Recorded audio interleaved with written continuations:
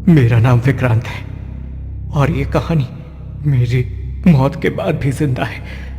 मेरे बेटे की चीखों में, उस मंदिर की दीवारों में और उस देवी की आंखों में जिसने मेरे पूरे परिवार को निगल लिया। हमने कभी सोचा भी नहीं था कि हरियाणा के पास बसे एक छोटे से गांव मूरथल में शांति खोजने के चक्कर में हम सीधे नरक के मुंह में उतर जाएंगे। जब हम पहली बार इस गांव में पहुंचे तो मुझे सब कुछ बहुत सादा और शांत लग रहा था। मिट्टी की सड़कों पर बैलगाड़ी की आवाज, घरों की छतों पर सूखती मिर्ची की गंध और चारों तरफ फैली हरियाली। माया, मेरी पत्नी, थोड़ी डरी हुई थी। उसका कहना था कि इस गांव की हवा में कुछ भारीपन है। मेरी बेटी सानवी, जो बस 10 साल की थी, उत्साहित थी। वो पेड़ पर चढ़ना, खेतों में दौड़ना चाहती थी। और मेरा बेटा नीरज, जिसे हम सब प्यार से नीमू बुलाते थे, मुझसे चिपका ही रहता था। हमारा नया घर गांव के कोने में था और उसके पीछे एक पुराना खंडर नुमा मंदिर था जिसके बारे में गांव वाले बात करने से भी कतराते थे। मैंने जब एक बूढ़े से पूछा कि ये मंदिर किसका है तो उसने बिना मेरी आंखों में देखे कहा, देवी सुरमाया, उससे दूर रहो बेटे। लेकिन न जाने क्यों उस मंदिर की तरफ एक अजीब सा खिंचाव महसूस होता था, जैसे कोई अदृश्य डोरी मुझे वहां खींच रही हो। पहली बार जब मैं उस मंदिर के अंदर गया तो घुप अंधेरा था, लेकिन बीच में एक मूर्ति रखी थी, एक बेहद खूबसूरत देवी की, जिसकी आंखें अंदर तक झांकती थी। चेहरे पर मुस्कान थी, लेकिन वो मुस्कान जमी हुई थी, जैसे बरसों से किसी शिकार का इंतजार कर रही हो। मुझे महसूस हुआ जैसे किसी ने मेरे कान में कुछ फुसफुसाया। तू मेरा है। उस रात के बाद सब कुछ बदलने लगा। माया ने कहा कि मैं गुमसुम रहने लगा हूं। मेरी नींदें गायब थी। आधी आधी रात में मंदिर चला जाता और पता नहीं कब कब लौटता। धीरे धीरे मैं एक अजीब सी पूजा करने लगा। खुद एक हाथ की उंगली चाकू से काटकर देवी के सामने रखता और नाचता, बिल्कुल पागलों की तरह। माया रोती गिड़गिड़ाती कहती, विक्रांत, ये पूजा नहीं, पागलपन है। लेकिन मैं तो अब खुद को भी नहीं सुनता था।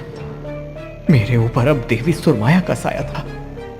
तानवी को मेरी हालत देखकर डर लगने लगा था। एक रात वो चुपचाप मेरा पीछा करती हुई मंदिर तक आ गई। मैंने उसकी उपस्थिति को महसूस कर लिया, लेकिन मेरी आंखों में अब प्यार नहीं था, सिर्फ भक्ति थी उस देवी के लिए। उस देवी में मैंने बेटी को भी चढ़ावा बना डाला। उस रात मैंने सानवी को धक्का दिया और कहा, देवी के सामने सिर झुका, तुझे अपनाएगी। वो कांप गई। उसकी आंखों में आंसू थे, लेकिन मेरी आंखें खाली थी, क्योंकि अब मैं वो नहीं रहा था जो कभी माया का पति और बच्चों का पिता था। वो जैसे तैसे करके मंदिर से भाग गई और अपनी मां को सब कुछ बता दिया। उस रात मैं मंदिर में ही पूजा पाठ करता रहा। जब अगली सुबह मैं घर पहुंचा तो मैंने देखा कि माया ने सारा सामान समेटना शुरू कर दिया। उसने कहा, हम अब और यहाँ नहीं रह सकते, ये जगह पागल कर देगी हमें। मैंने जैसे तैसे करके माया को जाने से रोका और उससे कहा कि मैं सब कुछ ठीक कर दूंगा, परंतु तब तक बहुत देर हो चुकी थी। उस रात 3 बजे हमारे घर का दरवाजा खुद ब खुद खुल गया और उसी दरवाजे से एक काला धुआं घर में घुसा और हर जगह फैल गया। नीमो मेरी गोद में कांप रहा था और सानवी ने कांपती आवाज में कहा, माँ देखो, वो मंदिर वाली देवी अंदर आ गई है। हम सब ने देखा, दरवाजे पर वही देवी अपने असली रूप में खड़ी थी, जिसकी आंखों से खून बह रहा था, बाल हवा में उड़ रहे थे और उसकी मुस्कान अब पहले जैसी सुंदर नहीं बल्कि भयानक लग रही थी। उसके आते ही कमरे की सारी बत्तियां फड़फड़ाने लगी, दीवारों पर हाथों के निशान बनने लगे। मैंने माया का हाथ झटका और देवी की ओर बढ़ा, जैसे कोई भक्त अपने आराध्य के सामने समर्पण करता है। माया चीख रही थी, विक्रांत, हमारे बच्चों को बचाओ। लेकिन मैं अब इंसान नहीं रहा था। मैं तो अब देवी का पुजारी था, उसका कठपुतली। और फिर वो हुआ जिससे मेरा अंत शुरू हुआ। उस रात के बाद घर का हर कोना अजनबी लगने लगा। दीवारों से हवा से आती, जैसे कोई धीरे धीरे नाम पुकार रहा हो। तान्वी, नीमो, माया। और हर आवाज में वो देवी की सर्द सांसों की गूंज सुनाई दी थी। माया ने खिड़कियां बंद कर दी, दरवाजों पर ताले लगाए, लेकिन कुछ भी नहीं बदला। मैं विक्रांत अब घर का हिस्सा नहीं था। मैं एक चलती फिरती छाया बन चुका था, जो हर कोने से बस उसी मंदिर की तरफ खींचता चला जाता। कभी दीवार से सिर टकराता, कभी अपने ही बाल नोचता, और कभी देवी की मूर्ति के आगे अजीब सी मुद्राओं में नाचता, जैसे शरीर मेरे पास है पर आत्मा किसी और की है। माया अब भी हार मानने को तैयार नहीं थी। उसने गांव के पंडितों को बुलाया। बूढ़ा था पर आंखों में सच्चाई थी। उसने घर में कदम रखा और एक ही पल में रुक गया और कहा, यहां कोई नहीं बचेगा। देवी अब चुन चुकी है। माया ने उसके पैरों पर गिरकर कहा, मेरे बच्चों को बचा लो। लेकिन पंडित ने बस एक ही बात कही, अब सिर्फ एक ही बचेगा, बाकी सब बलिदान है। उस रात पहली बार सानवी ने चुपचाप नीमो को सीने से लगाकर कहा, कुछ भी हो जाए तुझे कुछ नहीं होने दूंगी। उसका नन्हा हाथ अपने भाई की पीठ सहला रहा था, लेकिन उसकी आंखों में अब बच्ची वाली मासूमियत नहीं थी। उसमें एक समझ थी, एक सच्चाई की। सब कुछ खत्म हो चुका है। ठीक आधी रात को घर फिर जाग उठा। दीवारों से खून बहने लगा, जैसे घर भी अब रो रहा हो। छत से उल्टी लटकी मूर्तियां खुद ब खुद गिरने लगी।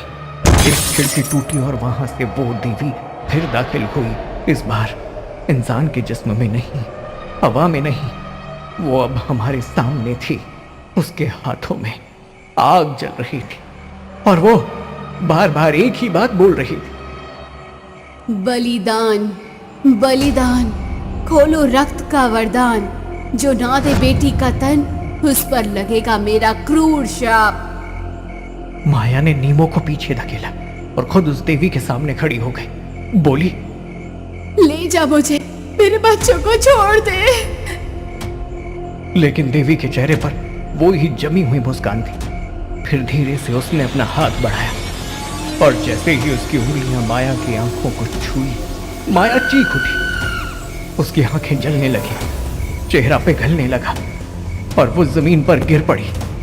धीरे, बहुत धीरे, जैसे किसी माँ की आत्मा अपने बच्चे के नाम पर मरने को तैयार हो। सानवी अब कांप रही थी, लेकिन वो भागी नहीं। उसने नीमो को अलमारी में छुपाया और धीरे से दरवाजा बंद किया। बोली, नीमो, कोई भी आवाज मत करना, कुछ भी हो जाए। फिर वो देवी की तरफ बढ़ी। अगर तुझे चाहिए तो मुझे ले ले, लेकिन मेरे भाई ने तेरा कुछ भी नहीं बिगाड़ा है, उसे छोड़ दे। और जैसे ही वो करीब गई, देवी ने कुछ नहीं कहा, बस एक अजीब सी फूंक मारी और हवा काली हो गई। हर चीज दीवारों से चिपक गई। सानवी का शरीर हवा में उठा, उसके बाल उड़े और उसकी आंखें सफेद हो गईं, पर फिर भी वो चीखी नहीं। उसका चेहरा शांति से भरा था, जैसे उसने खुद से पहले ही विदाई ले ली।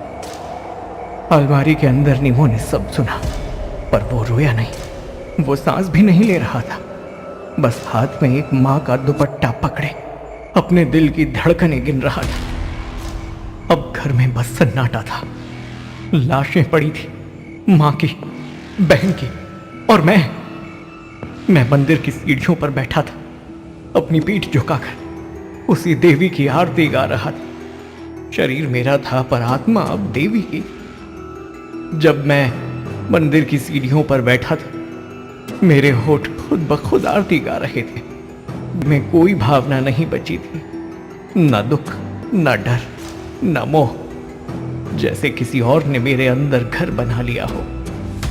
जय वही की देवी जो आती अंधियारे में, जो देखे उसका रूप बच न पाए उसके साये से।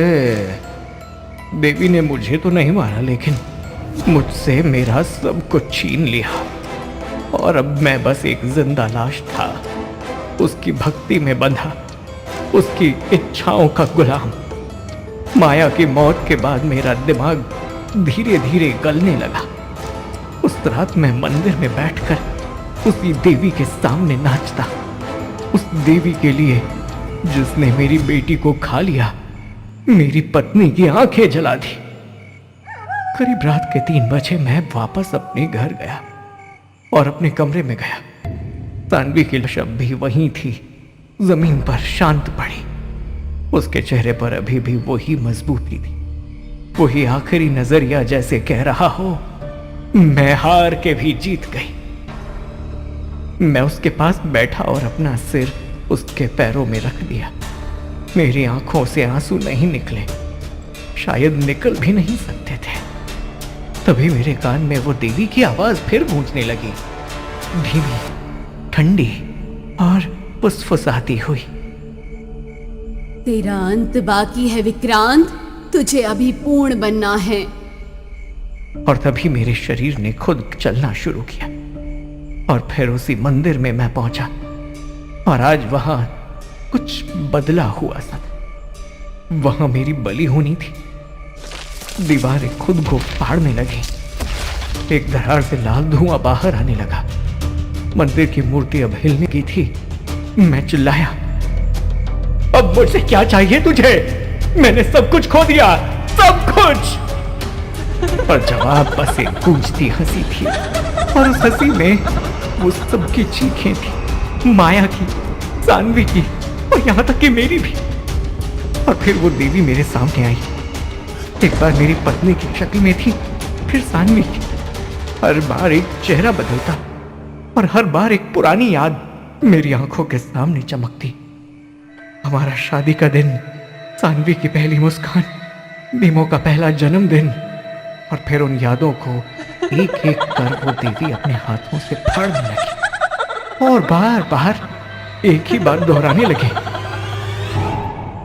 बलि दो, बलि दो, बलि अधूरी है। उसकी आवाज गूंजने लगी हर कोने में, जैसे मंदिर की दीवारें अब भूखी हों। मेरा सिर फटने लगा, मैंने अपने बाल नोच लिए, जमीन पर गिरा और कांपने लगा, जैसे कोई बिजली मेरे शरीर में दौड़ रही हो। देवी ने अपनी नीली अग्नि वाली उंगली मेरे सीने पर रखी और मैं जिंदा जलने लगा। चीखें बाहर नहीं निकल रही थी, लेकिन अंदर से मैं टुकड़ों में बट रहा था। मेरा शरीर राख नहीं बना, बल्कि धुआं। मेरी आत्मा एक काले धुएं की तरह मंदिर की दीवारों में समा गई, जहां सैकड़ों और आत्माएं पहले से बंद थी। अब मैं मर चुका था, लेकिन मरा नहीं था। लेकिन नीमो, वो उस कमरे में बैठा था जहां सानवी ने उसे अलमारी में छुपाया था। उस दुपट्टे को अब भी उसने अपने सीने से लगाया हुआ था। उसका चेहरा शांत था, पर उसकी आंखें अब किसी 7 साल के बच्चे की नहीं थी। वो सब कुछ देख चुका था जो जिंदगी में देखना नहीं चाहिए। उसे अनाथ आश्रम ले जाया गया। वहां बच्चे हंसते, खेलते, पर नीमो बस एक कोने में बैठा रहता, कभी नहीं बोलता, कभी हंसा नहीं। वो बस रात को एक कागज पर कुछ लिखता था, एक ही बात बार बार, बलि दो, बलि अधूरी है, बलि दो। वो कागज भी अब लाल हो गया था। कभी कभी वो दीवारों से बात करता, पापा आ गए। कभी अचानक हंसता, दीदी मुझे बुला रही है। और कभी सिर्फ रोता, बिना आवाज के। इस घटना के 1 महीने बाद वो घर तो अब मिट चुका था, मंदिर को भी तोड़ दिया गया, लेकिन उस देवी की आत्मा अब नीमो के अंदर आ चुकी थी शायद।